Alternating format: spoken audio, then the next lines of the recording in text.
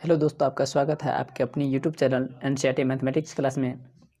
मैं हूं विनोद सिंह। आज मैं कक्षा 10 का अध्याय 1 का वास्तविक संख्या का प्रश्नावली 1.2 का 1 नंबर और 2 नंबर क्वेश्चन इस वीडियो में बताने वाला हूं। इससे पहले 1.1 का 5 क्वेश्चन था जो कि हम बता चुके हैं। तो चलिए 1 नंबर क्वेश्चन पे। 1 नंबर क्वेश्चन में 1 का 1 है कि निम्नलिखित संख्याओं का अभाज्य गुणनखंड के रूप में व्यक्त कीजिए। पहले अभाज्य गुणनखंड समझ लेते हैं। अभाज्य गुणनखंड क्या होता है? ठीक है, तो अभाज्य गुणनखंड,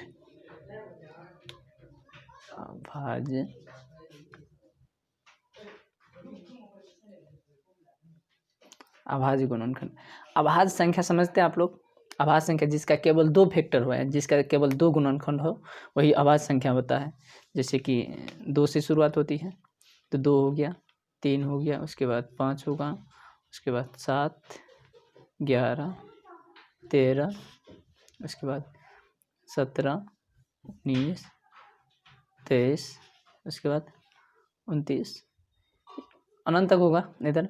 यानी कि 50 तक में 15 अभाज्य संख्या और 100 तक में 25 अभाज्य संख्या होती है। तो अभाज्य संख्या यही हुआ। तो इसका मतलब है कि 140 का अभाज्य गुणनखंड जो होगा तो ये इसी रूप में होना चाहिए। इसी रूप में होगा 2, 3, 5, यानी कि 4 नहीं होगा। जैसे 4 यहाँ इसमें नहीं है, 4 नहीं होगा, 6 नहीं होगा, 8 नहीं होगा। इसका गुणनखंड उस रूप में नहीं होगा, अभाज्य के रूप में होगा। तो 140 का गुणनखंड चलिए करते हैं 140 का। ठीक है, 140 का करते हैं। 140 का देखिए क्या हो, 2 से 70, फिर 2 से देंगे 35, फिर 2 से देंगे अब 5 से लगेगा, 7 मन से 35। तो अभाज्य गुणनखंड क्या हो गया? 2 गुनी 2 गुनी 5 गुनी 7, यही हुआ अभाज्य गुणनखंड। तो देखिए 2 2 बार है, इसको हम लिख सकते 2 पे पावर 2 गुनी 5 गुनी 7 हो गया। चलिए इसी को लिख देते हैं। 140 का गुणनखंड क्या हो जाएगा? 140 का गुणनखंड हो जाएगा 2 गुनी 2 गुनी 5 गुनी 7। ठीक है, इसी को हम लिख सकते हैं। यहाँ आप लिख दीजिए 2 पे पावर 2, 2 2 बार है, 2 पे पावर 2, उसके बाद 5 और 7। ठीक है, तो आंसर फाइनली आंसर होगा 140 का। एग्जाम में इस तरह से लिखना है, 140 का अभाज्य गुणनखंड, अभाज्य गुणनखंड 140 का अभाज्य गुणनखंड क्या हो जाएगा? 2 पे पावर 2 गुनी 5 गुनी 7 हो गया। चलिए अब 2 नंबर क्वेश्चन पे चलते हैं। 1 का 2 है, 1 का 2 नंबर क्वेश्चन पे चलते हैं। अब देख लीजिए 156 का अभाज्य गुणनखंड। 156 का देख लीजिए, 156 का क्या होगा? 156 है 2 से 7 दूनी 14, 8 दूनी 16, उसके बाद फिर 2 से लगेगा 3 दूनी 6, 9 दूनी 18, 3 से लगेगा 13 3 39, ये ना होगा। तो इसका हो जाएगा क्या गुणनखंड हो जाएगा? 2 गुनी 2 गुनी 3 गुनी 13। तो चलिए इसका अब इसको क्या लिख सकते हैं? 2 पे पावर 2, 2 पे पावर 2 में 3 गुनी 13 हो जाएगा ये। तो यहाँ आप फाइनली लिखेंगे कि 156 का, एग्जाम में इस तरह लिखना, 156 का अभाज्य 2 मार्क में पूछा जाएगा। ये सब क्वेश्चन 2 मार्क में पूछा जाता है। तो 156 का अभाज्य गुणनखंड होगा, अभाज्य गुणनखंड क्या होगा? 2 पे पावर 2 3 गुनी 13। ठीक है, चलिए अब 3 नंबर क्वेश्चन पे चलते हैं। 3 नंबर क्वेश्चन है 38 25 का अभाज्य गुणनखंड। तो हम पहले रफ में निकाल लेते हैं, उसके बाद यहाँ साफ साफ लिखना है, या यहाँ पे जो लिखना है तो साफ साफ लिखना है। तो पहले हम साइड में रफ में निकाल लेंगे। तो रफ में निकालते हैं 38 25। चलिए देखिए, ये तो 2 से लगेगा नहीं, क्योंकि 2 से वही संख्या में भाग होगा, लगेगा उसी संख्या में भाग लगेगा, लास्ट जिसका लास्ट में शून्य हो या कोई सम संख्या हो। तो इसमें ना सम संख्या है ना शून्य है। तो 3 से देखिए, 3 से भाग लगाने का तरीका है कि यदि सभी संख्या को जोड़िए, यदि जोड़ के यदि 3 8 3 11 2 13 5 13 5 18 18 यदि सभी संख्या को जोड़कर यदि जो संख्या आया जोड़ने के बाद, तो यदि वो संख्या 3 से कट गया तो समझ लीजिए ये संख्या कट जाएगा। सभी को जोड़ेंगे तो कितना होगा? 18 होगा। 18 3 से कट रहा है, इसका मतलब ये संख्या 3 से कट जाएगा। कभी होगा कि हम बता देंगे कि विभाज्यता का नियम जो है 2 3 4 5 6 11 तक, क्या हम 11 तक, कम से कम 11 तक हम बता देंगे। 3 से देखते हैं, 3 से कट जाएगा। 1 3 2 6 2 बच गया 22 7 13 21 5 3 15, ठीक है। उसके बाद अब देखिए फिर 3 से लगेगा 7 5 12 2 14 1 15, फिर 3 से लग जाएगा 4 3 12 3 2 6 5 3 15, ठीक है। अब देखिए 425 है, 425 लगेगा 5 2 7 4 11, 3 से नहीं लगेगा, 5 से लगाइए। 5 से 8 5 40 और फिर 2 25 5 25, ठीक है। अब फिर 5 से लगाइए, 17 5 85, ठीक है। ये होगा, इसका गुणनखंड हो गया। क्या हो जाएगा? इसका गुणनखंड होगा 3 गुनी 3 गुनी 5 गुनी 5 गुनी 17, ठीक है। अब यहाँ फाइनली लिख दीजिए। इसको पहले लिखिए कि 3 2 बार है, तो 3 पे पावर हम क्या लिख सकते हैं? 3 पे पावर हम 2 लिखेंगे। 5 2 बार है तो 5 पे पावर 2 लिखेंगे। उसके बाद 17, यही हो जाएगा इसका अभाज्य गुणनखंड। तो आप यहाँ लिख दीजिए 38 25 का अभाज्य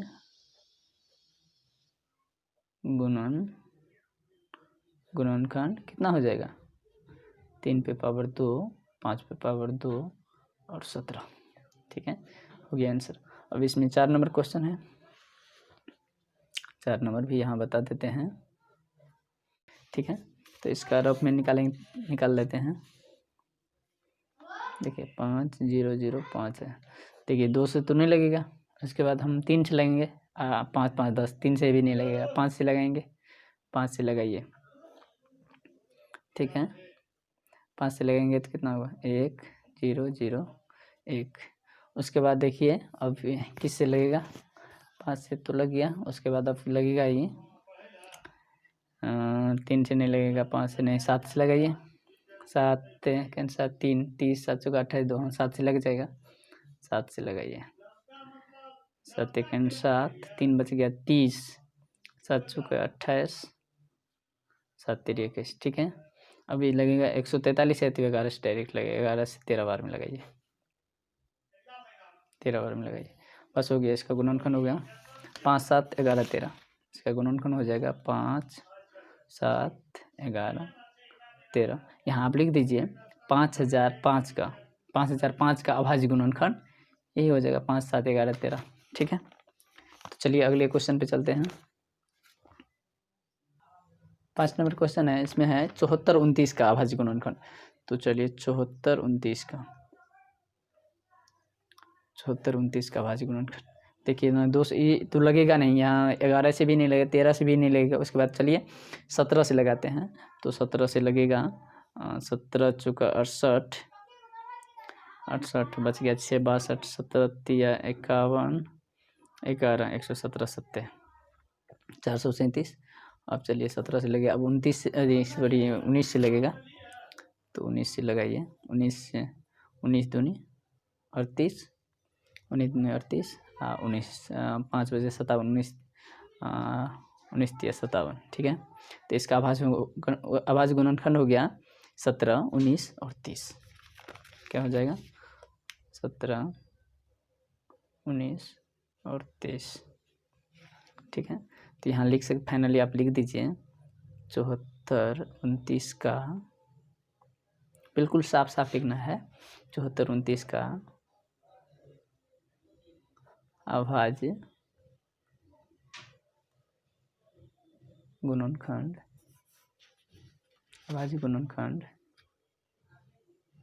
17 19 23, ठीक है। चलिए अब 1 नंबर क्वेश्चन खत्म हो गया। 1 नंबर में 5 क्वेश्चन था, 5 खत्म हो गया। अब 2 नंबर क्वेश्चन चलते हैं। 2 नंबर क्वेश्चन है कि पूर्णांकों के निम्नलिखित युग्मों के एलसीएम और एचसीएफ ज्ञात कीजिए तथा इनकी जांच कीजिए कि दो संख्याओं का गुणनफल एचसीएफ गुना एलसीएम है। ठीक है, पहले हमको एचसीएफ और एलसीएम ज्ञात करना है। तो एचसीएफ पहले एलसीएम और एचसीएफ ज्ञात करते हैं। 1 नंबर क्वेश्चन 26 और 51 हो गए। तो इससे पहले हम समझ लेते हैं एलसीएम कैसे ज्ञात करना है और एचसीएफ कैसे ज्ञात करना है। एक बहुत अच्छी तरीका है जो कि शॉर्ट मेथड में हम बताएंगे, तो आप लोग थोड़ा ध्यान रखिएगा। चलते हैं पहले एलसीएम कैसे क्या होगा। एलसीएम किसे कहते हैं, देखिए एलसीएम में होगा, याद रखिए इसको, शामिल। जब क्वेश्चन बताएंगे तो क्लियर करेंगे। एलसीएम में होगा शामिल और बड़ा घात। घात समझते हैं, घात का मतलब पावर, बता देंगे। शामिल, बड़ा घात और शेष सभी, जो शेष बच जाएगा, शेष सभी अभी क्लियर करेंगे जब कोई क्वेश्चन बताएंगे। अभी हम एक क्वेश्चन बता देते हैं। एचसीएफ में होगा क्या, शामिल और घात है तो छोटा घात होगा, घात नहीं है तो शामिल होगा, सिर्फ छोटा घात। चलिए बस इतना ही इसमें, शामिल बड़ा घात। एलसीएम क्या होता है, हमेशा बड़ा संख्या होता है, तो शामिल और बड़ा घात और जो शेष सभी होगा। देख लीजिए इसी में हम एक क्वेश्चन ले लेते हैं। 18 और 12 का एलसीएम एचसीएफ ज्ञात करना है। तो 18 का गुणनखंड तोड़िए, 2 9 होगा 3 गुना 3, ठीक है। 18 का 12 का तोड़िए, 12 का गुणनखंड कितना होगा, 4 तिया 12, 2 गुनी 3। अब देखिए इसमें, इसको हम इस तरह से लिख सकते हैं, 2 गुनी 3, 3 पे पावर 2, 3 2 12 है तो 3 पे पावर 2, इसमें भी 2 2 12 है तो 2 पे पावर 2 गुनी 3, ठीक है। अब चलिए इसमें क्या हम बताए थे, शामिल। एलसीएम पहले निकालिए इसका, एलसीएम शामिल बड़ा घात। शामिल देखिए क्या है, शामिल क्या है, 2 2 दोनों में है, 3 3 दोनों में है। तो शामिल क्या है, 2 और 3 दोनों है, 2 भी शामिल है और 3 भी शामिल है। उसमें आप देखिए शामिल तो हो गया। अब बड़ा घात कौन है, देखिए इस पे घात 1 है, इस पे घात 2 है, इस पे घात 2 है, इस पे घात 1 है। तो बड़ा घात देखिए, 2 में बड़ा घात कौन है, 2 पे पावर 2। 3 में बड़ा घात कौन है, 3 पे पावर 2। बस हो गया बड़ा घात। और शेष सभी, जो शेष बच गया, शेष तो कुछ नहीं बचा, दोनों शामिल हो गया था, शेष बचबे नहीं किया कुछ हो, तो यही हो जाएगा। 2 पे पावर 2 4, 3 पे पावर 2 9 चुका 36, इसका एलसीएम 36 हो जाएगा। एचसीएफ देख लीजिए, एचसीएफ क्या होगा, शामिल और छोटा घात। शामिल और छोटा घात, शामिल क्या है, 2 और 3 है शामिल, और छोटा घात क्या है, छोटा घात 2 पे पावर 1, 3 पे पावर 1 है, यही हो जाएगा। 6 हो जाएगा इसका एचसीएफ और 36 हो जाएगा इसका एलसीएम। ये एक एग्जाम्पल के तौर पे बताएं, एग्जाम्पल था, ठीक है। चलिए अब क्वेश्चन पे चलते हैं। एलसीएम और एचसीएफ समझ गए आप लोग, चलिए चलते हैं क्वेश्चन पे। 1 नंबर क्वेश्चन है, 1 नंबर क्वेश्चन में है 26 और 91 का, इसमें इसका एलसीएम और एचसीएफ ज्ञात करना है, उसके बाद जांच भी करना है। तो चलिए इसका 26 और 91 का पहले गुणनखंड तोड़ लेते हैं। तो ये हो जाएगा 2 गुनी 13, 13 दूनी 26 और 13 7 91, 7 गुनी 13, ठीक है। देखिए एचसीएफ क्या होगा इसका, एचसीएफ हो जाएगा जो शामिल है, शामिल और छोटा घात, तो इसमें तो घात किसी में नहीं है, जो शामिल है, शामिल क्या है, 13 दोनों में है, तो 13 एचसीएफ हो जाएगा। एलसीएम देखिए, एलसीएम क्या है, शामिल 13 है, उसमें बड़ा घात तो घात है ही नहीं, अब बाकी शेष सभी, और क्या था, शेष सभी, तो शेष कौन बच गया, ये तो शामिल हो गया, 13 शामिल हो गया, शामिल बड़ा घात है नहीं, और शेष सभी, तो शेष कौन बच गया, 2 और 7, तो 2 और 7, ठीक है। दोनों इसको गुना कीजिए, कितना हो जाएगा, 13 26 और 7 6 7 42, यानी कि 182 हो जाएगा, ठीक है। आपका एलसीएम हो गया 182 और एचसीएफ हो गया 13। चलिए अब हमको करना क्या है, कि इसकी जांच करना है। जांच कीजिए कि दो संख्याओं का गुणनफल दो संख्या का गुणनफल, जो दो संख्या दिया हुआ है 26 और 91, ये दोनों का गुणनफल HCF और LCM के बराबर है। चलिए जांच करते हैं। तो जांच हम लिखेंगे, जांच करेंगे दो संख्याओं का गुणनफल, दो संख्याओं का गुणनफल, दो संख्याओं का गुणनफल बराबर क्या होता है, LCM। सूत्र है दो संख्या गुणनफल बराबर LCM गुना HCF। इसको इस तरह भी लिख सकते हैं, दो संख्या, एक संख्या के N1 लिख सकते हैं, दूसरी संख्या के N2 लिख सकते हैं, बराबर LCM गुना HCF। ठीक है। तो देखिए N1 कितना है, दो संख्या यही ना है, एक 26 है और एक 91 है, दो संख्या इसी को हम लिखेंगे 26 और 91 को। उसके बाद LCM कितना आया 182, HCF कितना आया 13। अब दोनों को गुना कीजिए, दोनों को गुना करेंगे तो कितना होगा, दोनों को गुना करेंगे तो 2366 हो जाएगा। ठीक है, 2366, दोनों को फिर गुना करेंगे तो सेम आएगा 2366, यानी कि प्रूव्ड हो गया। जांच क्या हुआ, जो मतलब बराबर है कि नहीं, आपको बोल रहा है कि दोनों जांच कीजिए कि दो संख्या गुणनफल बराबर HCF गुना LCM है, तो हाँ है, तो यहाँ लिख देंगे प्रूव्ड। ठीक है, हो गया। चलिए अब 2 नंबर क्वेश्चन इसी का। चलिए 3 नंबर क्वेश्चन, 2 नंबर क्वेश्चन है इसी का। अब 510 और 92, 510 का गुणनखंड तोड़िए। तो गुणनखंड लीजिए 510 का कितना होगा, 510 का गुणनखंड होगा, चलिए इसमें गुणनखंड लेते हैं, 2 से 2 दूनी 4, दूनी 10, 5 दूनी 10, फिर 5 10 दोबारा 3 से 8 3 24, 5 3 15, फिर 5 से 17 5 50, यही हो जाएगा। 2 3 5 17 हो जाएगा, 2 3 5 17। ठीक है, अब 92 का पहले LCM और HCF ज्ञात करेंगे हम। तो LCM पहले गुणनखंड इसका निकालेंगे 510 का, फिर 92 का। तो 92 का निकालिए, कितना होगा, 2 से देंगे तो 46, 46 देंगे 2 से फिर देंगे तो 23। ठीक है, 92 में 2 से भाग देंगे तो 46, 46 में फिर 2 से देंगे तो 23, तो हो जाएगा इतना। अब देखिए इसमें हम HCF वाले देखते हैं। HCF क्या होता है, इसको आप इस तरह भी लिख सकते हैं। अब देखिए HCF क्या है, शामिल और छोटा घात। तो शामिल इसको लिखिए 2 गुनी 3 गुनी 5 गुनी 17, इसको लिखेंगे 2 पे पावर 2 गुनी 23। तो शामिल देखिए क्या है, 2 23 में इसमें क्या शामिल है, 2 शामिल है, 2 हो जाएगा। उसके बाद 12 अधिक छोटा घात होता है। HCF में क्या होता है, शामिल और छोटा घात। तो छोटा घात क्या है, 2 पे पावर 1 है, 2 पावर 1 मतलब 2 हो गया HCF। अब चलिए LCM में क्या होता है, शामिल 2 है, उसमें 12 घात कौन है, ये 2 शामिल है, 2 शामिल है ना, इसमें 12 घात कौन है, 2 पे पावर 2। ठीक है, अब बाकी शामिल 12 घात हो गया। अब शेष सभी कौन कौन बच गया, 3 5 17, 3 5 17 और 23 भी तो बच गया, 23। आप सभी को गुना कर दीजिए, LCM निकल जाए। LCM आपका हो जाएगा, LCM होगा आपका 23460, 23460 हो जाएगा आपका LCM। HCF 2 हो गया, LCM 23460 हो गया। चलिए अब हम जांच करेंगे।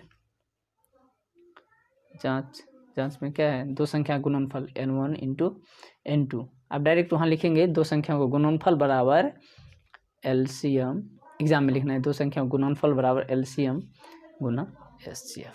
ठीक है, अब चलिए दो संख्या कौन कौन है, एक संख्या है 510 और दूसरी संख्या है 92। तो एक संख्या 510 हो गया, दूसरी संख्या हो गया 92। ठीक है, सो LCM कितना आ गया आपका 23460 LCM हो गया। HCF 2 है, तो 23 दूना 46, 8 920, तो 23 दूना 46, 23 दूना 46, 920 हो गया आपका। दोनों गुणनफल इसका भी उतना ही हो जाएगा, 46 920 हो गया। प्रूव्ड, यही प्रूव्ड करना था कि बराबर है कि नहीं है, यही हमको जांच करना था कि बराबर है कि नहीं, तो बराबर है, प्रूव्ड हो गया।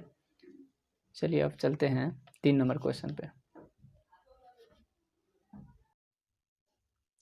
तो 3 नंबर क्वेश्चन है 336 और 54 का एलसीएम, पहले एचसीएफ ज्ञात करते हैं। तो चलिए एचसीएफ इसका देख लेते हैं। ये इसका गुणनखंड है 336 का और 54 का। तो देखिए एचसीएफ क्या है, शामिल। शामिल क्या है, पहले देखिए 2 शामिल हो गया, ठीक है।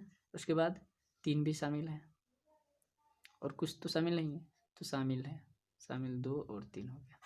इसमें छोटा घात होता है, तो छोटा घात वही है, या इसको इस तरह भी लिख सकते हैं, 2 पे पावर कितना 4 है, तो 4 लिखिए, और 3 है और 7 है।